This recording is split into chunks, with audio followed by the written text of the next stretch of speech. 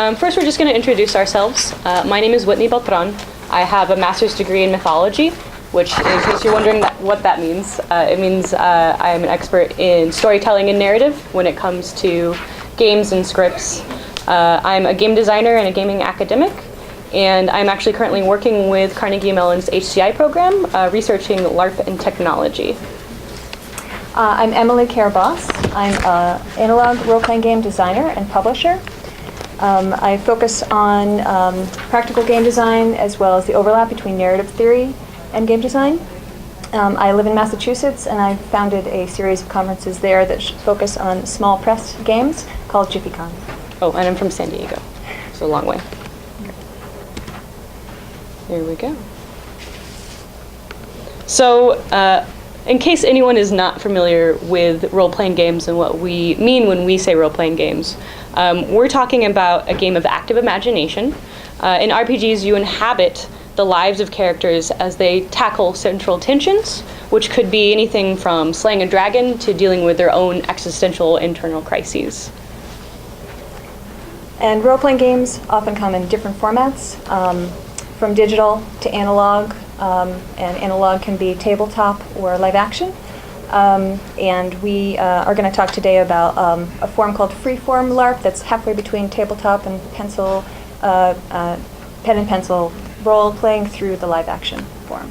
So in case you're wondering what this kind of gaming is about, because it's obviously not digital, Gen Con is one of the biggest conventions of its kind for analog game playing.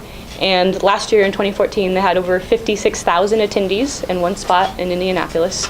That was a 14% increase over the year before, and the attendance has doubled since 2009. So what we're seeing in this sector is that it's growing very quickly. There's something about this type of gaming that is very appealing to people. And with an ecosystem so robust as that, there's actually good leverage for smaller press titles and independent publishers. Some of my games are here: Breaking the Ice, Shooting the Moon, and Under My Skin are a trilogy of romance games, romance-themed games that I've written. And part of that's made possible by accessible publishing technology that's available today to do small print runs, and crowdfunding such as Kickstarter, Indiegogo, and Patreon, which provide the capital for individuals and small companies to do a lot. Yeah, Kickstarter has really changed the game for RPGs. So role-playing game elements. Role-playing games take on a variety of forms, but they all have some common elements. There are players who are participants, both as creators of fictional events and also an audience for each other. It's completely participative. It's not like theater where there's somebody watching from the outside. The characters that these players play, they take them on in a shared world. So this is a reality that they're building together. And they are presented sometimes by a facilitator or a GM or a DM. It's game master or dungeon master. It's kind of an older term, but it's still used quite a lot. And then the story that results from play is the object of play itself, if that makes sense.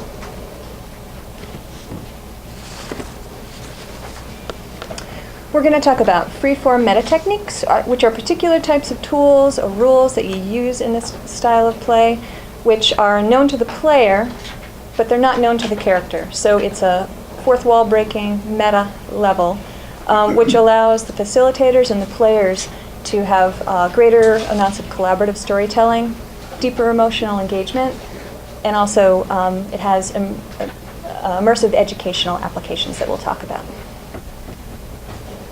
So collaborative storytelling. Role-playing games in particular offer a unique relationship to story for participants. The collaborative nature of play makes players co-authors, essentially, in these games. Players talk together and listen to one another to create a shared world and story.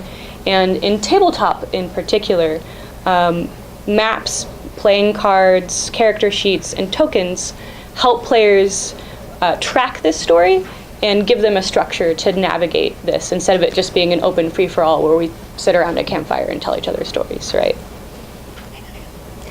In live-action role-playing games, there's the added element of the 3D, standing up, moving around. You can add costumes, and the physicality of play allows players to sometimes have more subtle interactions. Some more sophisticated techniques are used. And also it goes the opposite way. It can just be more obvious and dramatic in play. So emotional engagement is actually a really important aspect of role-playing games. The first-person nature of the game creates really strong opportunities for emotional engagement. Strong dramatic premises can cause emotions to actually run really high. Players' out-of-character actions will actually really affect the emotions of in-character, and likewise. So there's a back-and-forth movement in there. In this slide, we have an example of a particular game called Unheroes, which was written as part of a game challenge that Whitney and I judged for last year called Golden Cobra. All the games needed to be able to be run in 2 hours in places that might be public. This is actually being run in a hotel lobby, and they all needed to be pick up and play, start to finish. This game, the setting is that the players are superheroes who created a terrible catastrophe, went back in time and changed it so they didn't even have their powers anymore. And now they're presented with a situation where they're starting to get their powers back and have the opportunity to make a different choice, go back, get their powers, and try and fix it. There's a lot of arguing in this game. People really, they're only actually playing for 1 hour. The beginning part draws on this collaborative storytelling so that the players have the opportunity to create the interrelationships between the characters so that they have emotional investments in what happens and what decisions are made, as well as creating actually what the cataclysm was, so that they're the ones who get to put themselves on the hook of how bad it was. So this brings us to the concept of bleed, which I mentioned just briefly in the slide before. So bleed is a concept that actually Emily shared at a conference in 2007 in Finland for the first time. And it talks about the emotional responses a player may have as they're evoked in fictional in-character experiences. It's actually become a useful term for role-playing scholars all over the world. And it's framed by, of course, the character's story. And so you can bleed in or you can bleed out, meaning you can take your personal issues, and it will accidentally bleed into your character, even though maybe that's not what your character wants. And also out when your character's feeling emotion really strongly, and then you end up feeling the emotion really strongly. Other game scholars, including myself, have built on this idea of bleed. And one of the things that has come out of this is a derivative definition of ego bleed, and that's when over time the experiences that you have in character are actually incorporated into your lived experiences as a person, which is something that's really, really fascinating, I think. So, an example of a freeform LARP that brings up a lot of bleed between character and player is the third in my romance trilogy called Under My Skin. In the game, you play a social circle of friends who start basically falling in love with each other's partners. It's a live-action game. You're playing it out, so it can be a very intense experience. There's a particular set of rules that I use for the climactic scene where individual characters are choosing, are they going to pursue a new relationship? Are they going to stay within the confines of their original relationship? What does it mean? So we have other players who get to give them input on that. They basically are the angel and the devil on their shoulder. And we give the person who is playing the character, who's the spouse of the character who's making the choice, the option. Do they want to be the angel and say, no, you really shouldn't do that? Or do you want to be the devil and urge them on to do something else? And it's a moment where it's very collaborative. Everyone gets to, or more players than just that one player who's making the choice, provide insight into the character, reflect on what's happened in the rest of the game, and heighten the emotions and the intensity. Okay, so these are two games that we're going to use as examples of embodied education. One of the first ones is called Bluebeards Bride. It's actually a game that I'm designing right now. It's a tabletop game, and it's basically a game based off the original fairy tale, which is a horrible tale of a man slaughtering all of his wives. But it's a horror game specifically from the women's perspective, and you have to play a woman in this game, right? It's not a choice, kind of like Rust that we talked about earlier. And the point of this game is that women get to reclaim this horror, right, in a way that they see fit, rather than the horror being done to them. So this is about embodied education of what that means for a woman or for a man playing this game, or anyone of any other kind of gender, how that really gets to you as a person, and how you relate to that horror. Another good example of this is Night Witches, which, oh look, there's a portrait over there on the right that looks kind of familiar. So Night Witches is actually a tabletop game about women bomber pilots in Soviet Russia during World War II. It's a real regiment that actually existed, and it's a game about how they would run bombing missions at night in total pitch blackness, and then have to come back and deal with the politics of being a female bomber pilot in Russia, which was not a simple task. I've played this game. It's actually a really, really fun game. I'm in the middle of a campaign right now, but it really lets you get into this historical experience, not for accuracy, but for really understanding the emotional context of what it might have been like. This is a great example of how Kickstarter makes for really, really high-quality games and game experiences. These cards are play-ins that were created because they had many backers who funded them, and the cards, one of which is an illustration of Whitney, was part of the backer rewards. So she could be part of this forever. Forever. People get to be me and die as me as bomber pilots. So another example of a freeform LARP that has educational application is one I'm working on. It's called In the Darkness. It's based on the life of John Milton, where you play scenes from his life in parallel from his poetic epic, Paradise Lost. And I play tested this game with some players who, when I start the game, I have everyone go around and talk about their relationship with poetry. And as you might imagine, some people love poetry and memorize it, and other people said, I really hate poetry. So it was nice to have people at both ends of the spectrum with resistance and acceptance. And part of the issue with Milton is that, unlike his near contemporary Shakespeare, who has been reinterpreted so many times, is completely part of our society's popular culture, Milton is kind of dense. You know, people say, oh, boring, what does that mean? So making that relevant to people today is very challenging. But Milton himself has a tremendous amount of other elements, not just that he wrote this great work and many others, but he was a radical philosophical thinker and laid the groundwork for much of our constitutional democracies that we know today. He paved the way for civil rights. There's proto-feminism in his work. So the players are basically enlisted to become co-authors and to take their own stance on this author and integrate what they learn in a deeper and a different way.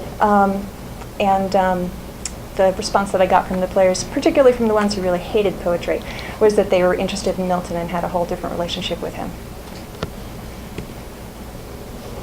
So most of the rest of our time is going to be demonstrating some of the techniques that we've talked about, some different ones.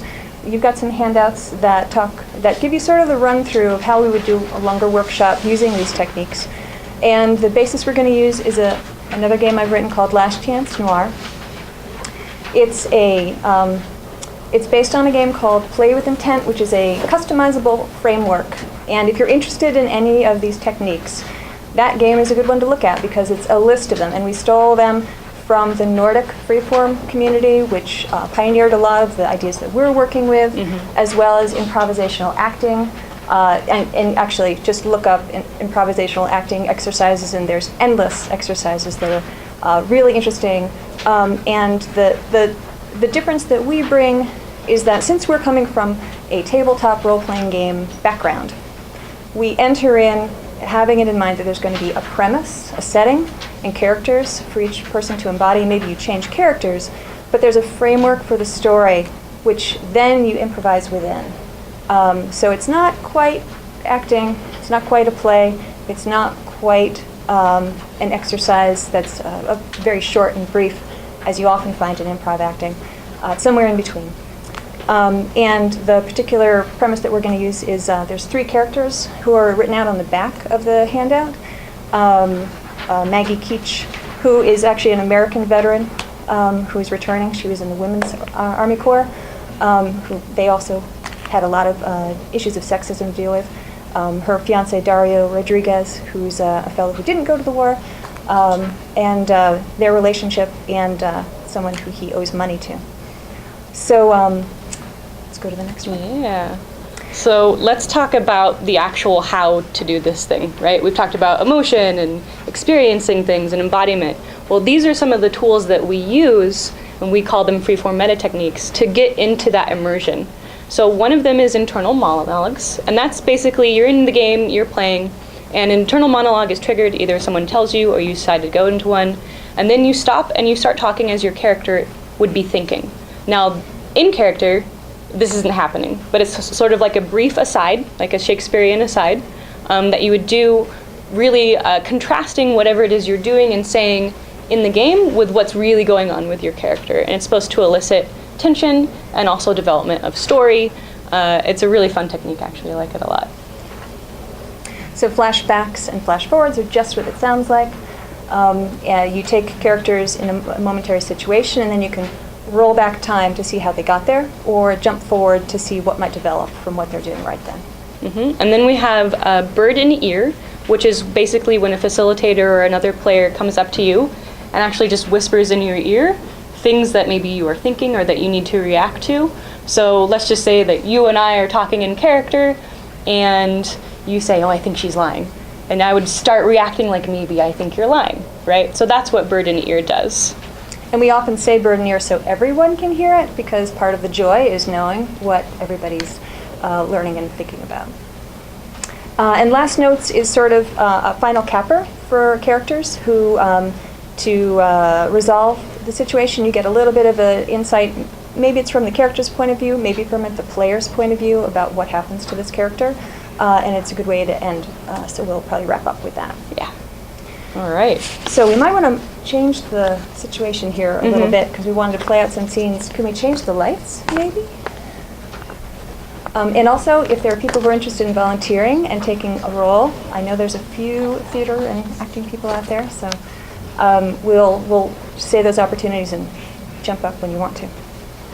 And then do we just want to... So these are some other ones that we just don't have time, basically, to talk about, but we just wanted to let you know that there is a vast amount of freeform techniques, and there are many things in your toolbox that you can use. So we'll leave these up here while we do the demonstration. Sure.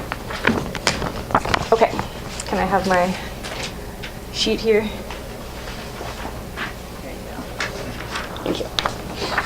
So Last Chance Noir is a noir game. It's basically inspired by film noir. The Big Sleep and the Mulhouse Falcon are good examples.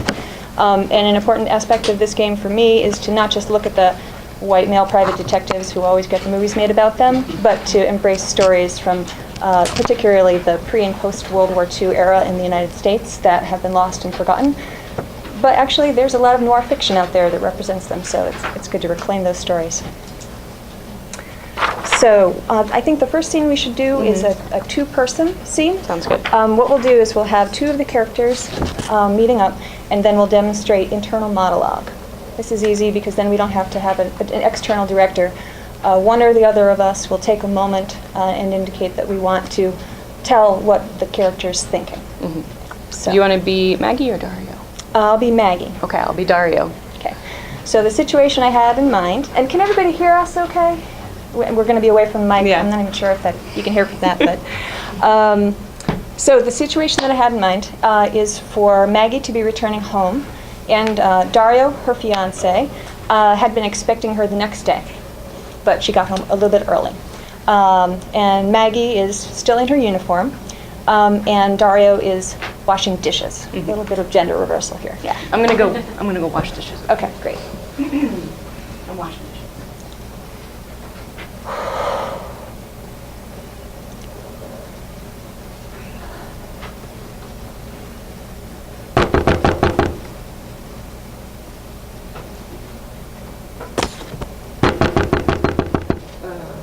Dario? Yeah, no. Hi, welcome back. You're early. I would have met you at the station tomorrow, like we planned. I'm so sorry. I mean, it's so great to see you, but They just ended up sending us on ahead, and it changed so quickly that I wasn't able to send a message. But I'm just so happy to see you. Yeah, so happy to it's see so you. great to see you too. I'm glad you're home. Can we get an internal monologue from Daria? Yeah, so internal monologue. So basically, I'm internal monologuing now. I'm like, oh, this is really unexpected. I thought I was going to have more time to prepare for this. Her uniform is really ugly. She's not appealing right now. I don't know what I feel about her anymore. It's been a really long time. I'm very confused, and this is awkward. I'm so sorry. I'm just so happy to see you. I thought, the sooner the better. Yeah, I was actually just cleaning up, but we can. Are you hungry? Like, I'm starving. Okay, why don't we? Let me just. You want me to cook something? Yeah, why not? Okay. That's great. I guess that's all right. Okay, and I'll do a internal monologue. So Maggie's thinking, I hope everything's all right. I don't know why it seems distant. I thought that we would just fall into each other's arms, and I've been thinking about this moment for years.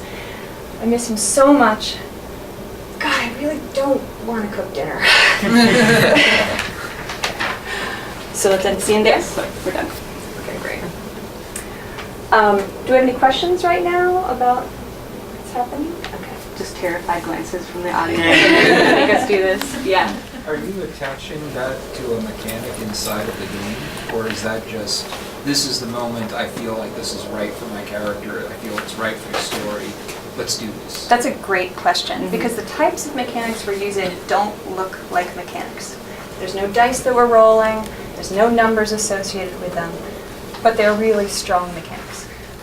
In many of these games, there's a director role, where there's someone outside of the frame who they would be looking for maybe an expression on someone's face, or an awkward, like that hug was terrible, I was like clinging, and Dario was kind of not happy about it. So if I was directing that scene, I would say, let's hear, which I did, let's hear from you. And when you're playing from within, other characters, other people who aren't in the scene would have the same. So I just had a question about like the overarching story that might be happening there. It's like, do you often know, like in the next scene, one of you is going to shoot the other one, and that's something that you would know like right now? Or would that be something that a director or game master would then say, surprise, guess what, you're going to shoot this person now, and that comes as a shock to both of your characters while you're playing the game? So that depends on the game.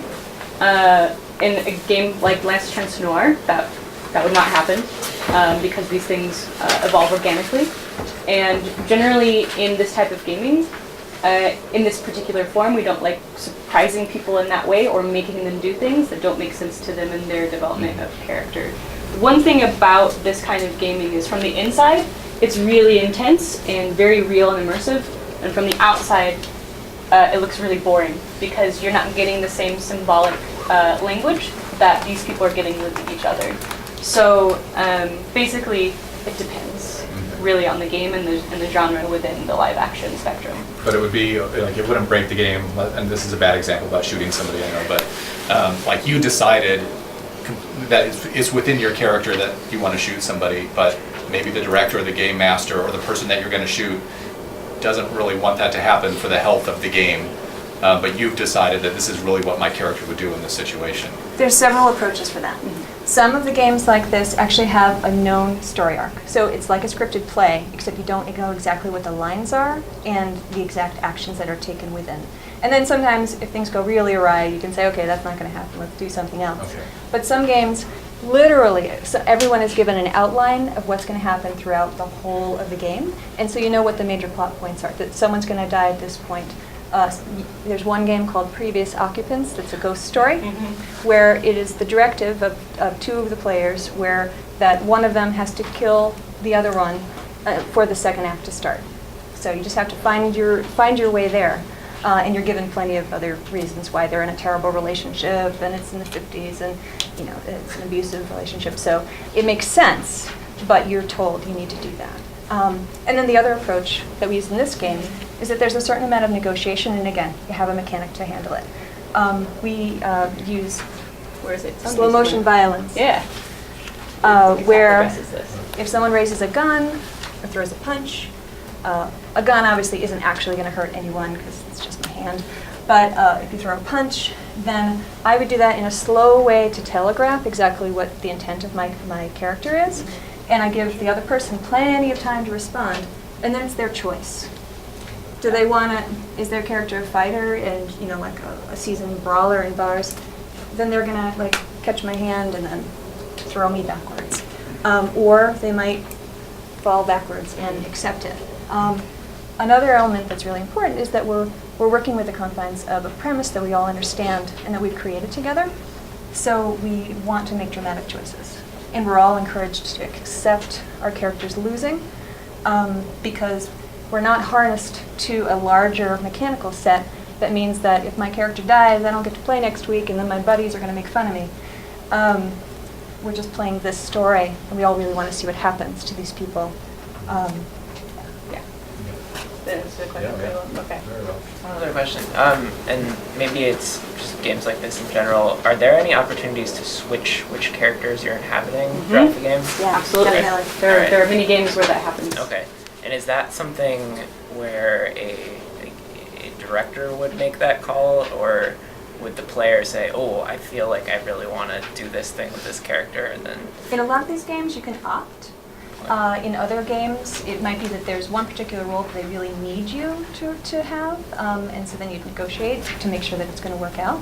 And there's another whole set of live-action role-playing games called Horde LARPs, just to throw too many things into the mix, where every player who's not one of the main cast, they're doing small roles and that eventually end, and then they leave the scene, and then they can go and get another role and then come back in. So if you get bored, you want to do something else, you've played out your plot, you can just go, and then there'll be a group of other people who are coming in at the same time, and then they're all given different roles that will fit together. And honestly, I love that. And it's really fun to have lots of different roles throughout the game. You talked about playing to see what happens. Mm-hmm. In an environment where there are, I'll call them turning points or plot points that you know you have to hit, could you talk a little bit about what you mean about playing to see what happens in a defined plot like that? Sure. So one of the really basic principles of play is tension, right? Without tension, there's actually no play because you have to navigate something. So the thing that you navigate can be different. So in some games, the navigation is, I have to solve this murder, right? A murder mystery game. That's pretty simple. But in a game that you're talking about where, you know, in this act, this is going to happen, and in that act, that's going to happen.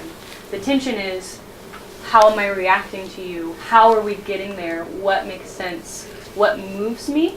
And so basically, there's still that element, right, of play, but it's interpreted in a slightly different way. Does that make sense? Yeah, I'm just trying to make that clear. Okay. There's also an element of playing to see what happens that works when you are in the audience, or if you're a player who's just not in this scene, that really hinges on knowing the characters and also having many times co-collaborated them with you. You get dramatic irony going on. Because, you know, characters can be having a scene that's dull on the surface, but you know all of the simmering problems that are underneath. And that brings people in. And then using tools like asking for an internal monologue or giving someone a direction allows people who are right now in the audience an opportunity to help craft the narrative so that it's engaging for everybody. So it sometimes looks boring, but many times, especially when everyone's playing the game, you're invested in it. So you are both a co-creator and an audience at the same time. That's the ideal. Should we go on to the next technique? I think so. Okay. And do we have any Someone want to help? volunteers who might be interested? I don't know if you want to try, Ruth, or... Sure. Excellent, thank you.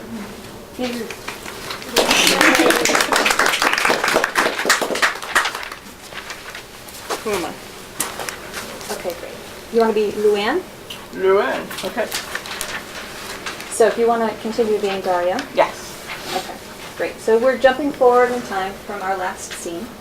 And as you can see from the descriptions of the characters, Dario has got some money from Luann, who's a loan shark, and also just talking about the plausibility of these characters. During World War II, just as many women stepped into the workplace, there was a lot of women who went into crime. It's a good way to make a living, as Very any. lucrative.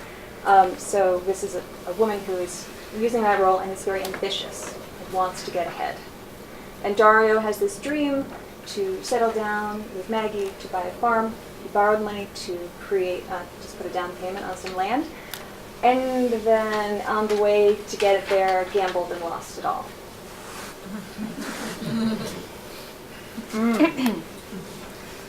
And Blue also, in the back of her mind, she recently stole some money which she's going to use for another little thing on the side. So she really needs to get it back from Daria. Great. So let's do bird in the ear. And did it make sense to do the description earlier, Ruth? I think so, yeah. Okay, so what I'll do is just give some direction, maybe to you guys about something you might be thinking about, some emotion I might want you to show more. And then let's make this a little interactive. If anybody has any ideas, just raise your hand, and then I'll pause the scene, and then we can have that suggestion be made to these guys. All right, I'll start. Ready? Mm-hmm. Hey, Lou! How's it going, man? Very good, very good, very good. Hey, look, I just wanted to let you know, like, your money's on the way. It's just going to be a couple more weeks. It's totally settled. Often I've heard that phrase, it's on the way. Well, we're friends, right? I wouldn't lie to you, Lou. Oh, you would lie to me. Okay. It's on the way. How long? Couple of weeks. Couple weeks. Yeah, that's all. Don't give me the hard, stiff lip, man. What's up? Well, you just put me in a bind. Couple weeks, you say? Yeah, that's all. Just a couple weeks. Couple weeks. Okay, I'm going to step in here. Mm-hmm. Just before you came, Jeremy Sparks called to see if you knew anything about this money that disappeared. Mm-hmm. So you need to get this money from him. Let's see that sort of anger and fear coming out. All right, I know we're friends. Good friends. Yes, good friends. You're good friends. We've been good friends for quite some time, haven't we? I can't wait a couple of weeks. I mean, why don't you have my money for me? Look, it's not ready yet. I got a couple of things going on. Look, you know I'm good for it, though. No, I don't know disappointed you're you. good for it, because otherwise I'd have it by now. I mean, I have obligations. We all have obligations. I have an obligation. I'm gonna get it You done. have obligations to me. That's Yes, yes, you have obligations to me. I need that money. I can't wait a couple of weeks. Tomorrow. What? Tomorrow. Look, we're good friends. Yes, Can we're I good pause friends. you guys for a moment? Does anybody have a suggestion for Dario? Can it be something about a past history? Like, can Dario know that Luann knows about his gambling problem, and in fact they have gambled together in the past on occasion? Excellent. That's great. So let's add that Yes. So bird just did the ear. in. Exactly. So, Dario, let's see you invoke that. Yeah. That knowledge. So, you know I'll make it back, right? Like I always make it back. That's, I'm good at the tables. You're good at the tables. Yeah. I've been at the tables with you. Right? You've seen me make it back. I've seen you make it back. I've also seen you lose it. You some days you're really on. You're really on. You're really good at the table. And other days, wait a minute. We're talking about the table. Yes. Have you been at the table lately? No. No? Yes. You wouldn't lie to a good friend, would you? No? No. Did you lose the money I gave you?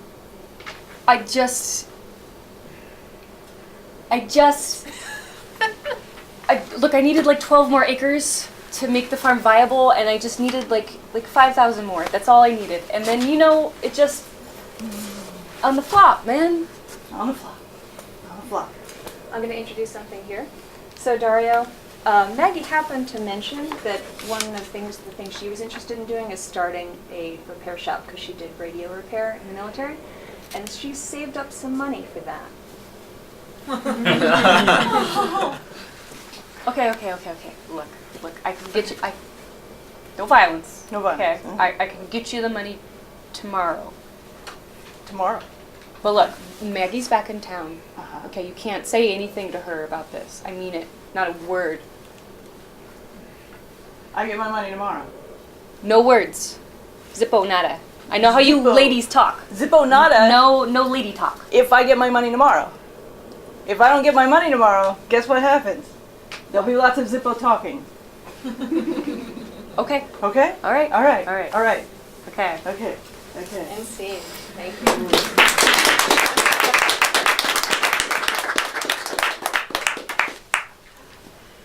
Any questions or comments before we move on and do a flashback?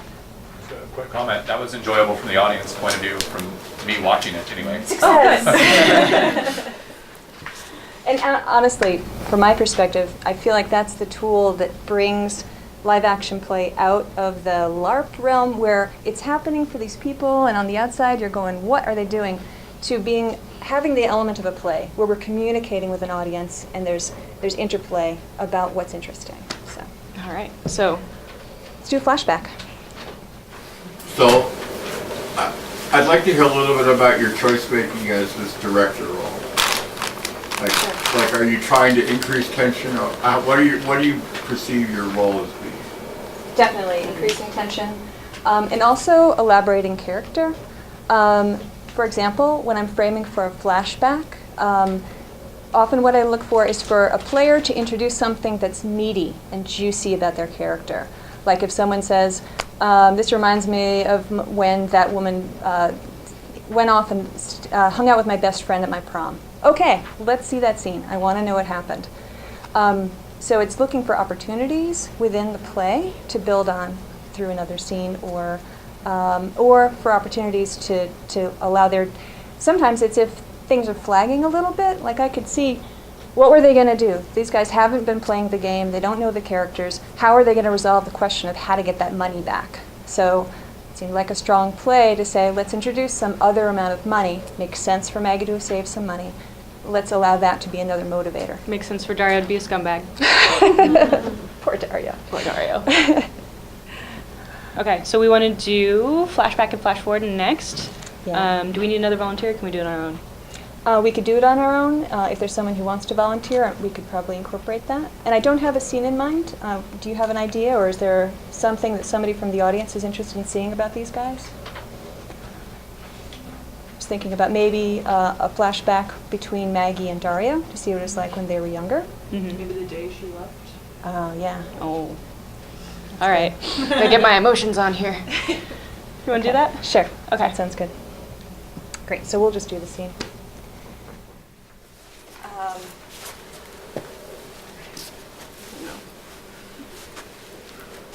So, you're going to be all right, right? Yeah, I mean, I don't understand what you have. It's fine. You just have to promise, okay? Can't. What?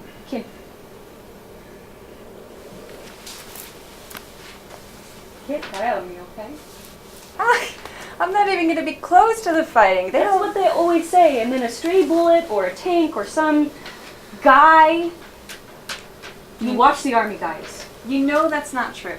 Everybody says that all the women who go to war sleep around and get pregnant, and it's just not true. My sister Trudy, she's really close to a woman who came back. Yes. I'm a guy.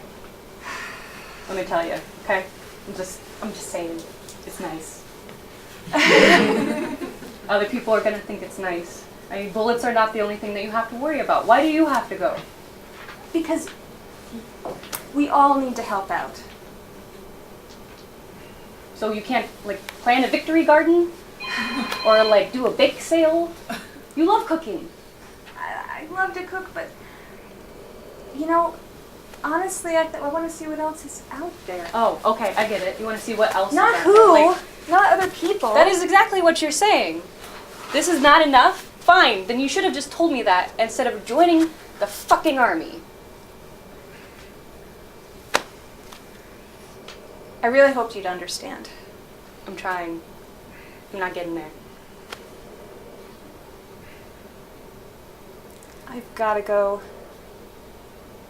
Just tell me you understand. Just tell me you can think about it. Just tell me that you can, like, try to understand why I'm doing this. Because I love you. And I want to start a life with you. But I just need to do this. I love you too, Maggie. That's why I don't understand.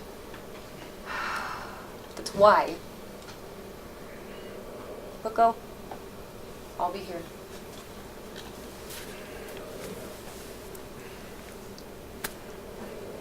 And see.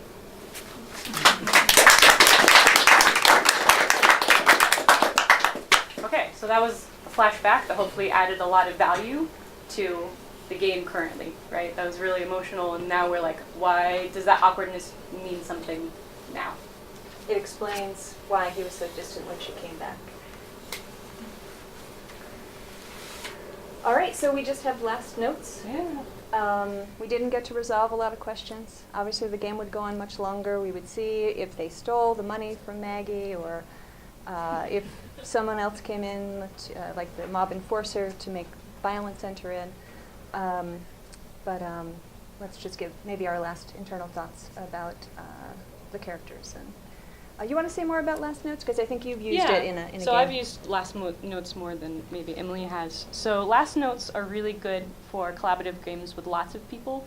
So you can't go through every single person and be like, what do you think? What do you think? What do you think? Basically, play comes to an end, and then wherever that person is in the story, they give their last thoughts or an anecdote or, again, dramatic irony to whatever is going on to sort of button up the story. So there's actually a game called Service. I don't know why, but we always like war.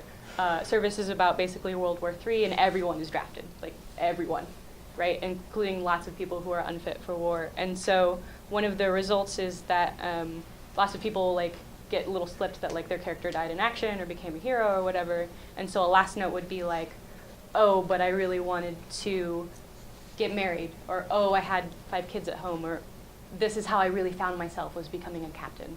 Right? And so it's these little last pivotal moments for these characters to put the cap on their experience.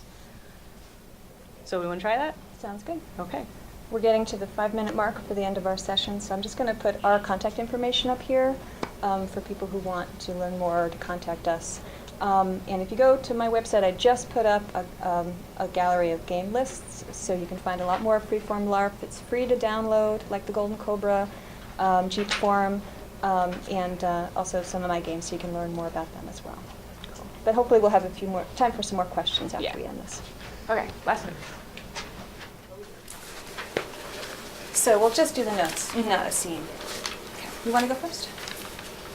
Yeah, so we're going to pick up from I Stole the Money from Maggie and she found out. Yeah.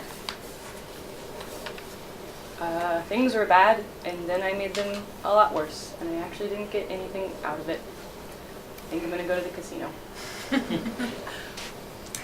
I know things are kind of strained right now between me and Dario, but I really think we can make a new start. I mean, he's put some money down on land, and I've got this money for my business. I think there's hope for us. And that would be the end. Yeah. All right, guys, so that's sort of the end of the workshop portion. We are straight for time, so if you have any questions, please ask. We'll try to get through as many as possible. And I want to thank Ruth again. Thank you so much for jumping in.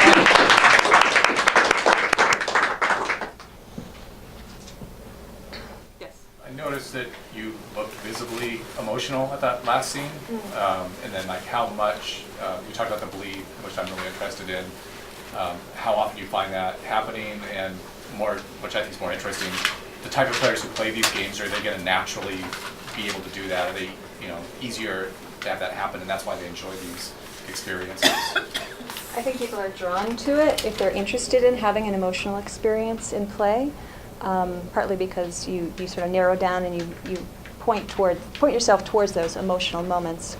And I think different people react in different ways. Yeah. It is a little bit of a truism or a joke, though, that when you run a lot of these games, we talk about having our vial of players' tears. and because so many times you know that you've moved someone if they do cry, we count it as a jokingly as a good thing. Yeah. I'm one of the less bleedy type of people. Like, I don't do a lot of bleed, and I don't really aim for bleed as like a goal. I like experiencing emotions in game, but I actually prefer to keep it in character and for it to not come out to my person or vice versa. So it has a lot to do with personal tastes as well. And the game itself. Some games are very, very serious. And also some games invite you to bring in your own personal events. There's a phrase that a Nordic group of gamers uses called close to home. And when you play close to home, you actually use some element of your own life. Usually you're not just playing yourself, But for example, in Under My Skin, when you start creating characters, everybody starts with a core issue, which is something that's troublesome, maybe anger or honesty, something like that for the character. And I give people the option, if they want, to pick something that bothers them or that's central to their experience, or maybe something that's central to someone they love or that are close to.